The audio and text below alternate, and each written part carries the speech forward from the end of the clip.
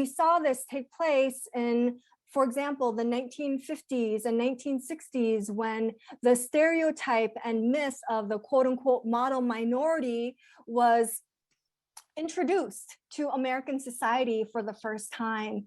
And that model minority, the whole purpose of that stereotype, it was created to discount and discredit the real legitimate claims of racism and racial injustice against African Americans.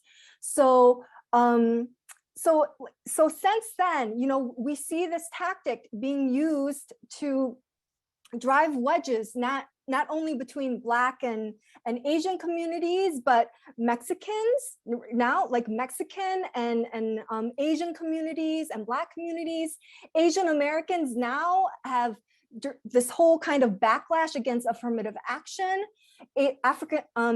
Asian Americans are being called up to try to suppress and eliminate affirmative action policies, which were originally created as a remediation to historical discrimination in employment and housing, and et cetera, and education. So I realize I probably should stop there because I'm sure Margo has a lot more to add and can say to this, but that just kind of gives a little bit of historical context in terms of the structural and systemic ways in which communities of color have been pitted against each other.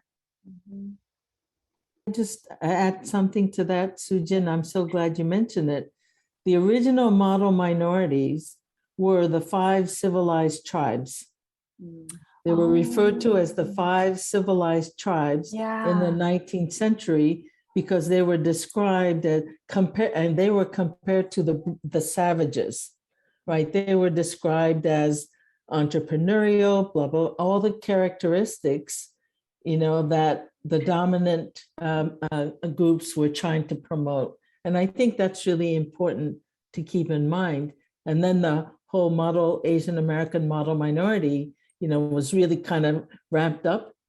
But the first model minority with those 5 tribes in Southeast United States, right? So I just want to say that this model minority idea, separating the good ones from the bad ones, even within, right? Good Negroes, bad Negroes, whatever, right? Yeah. There's always that pitting against each other. It's so important. I'm so glad you raised it.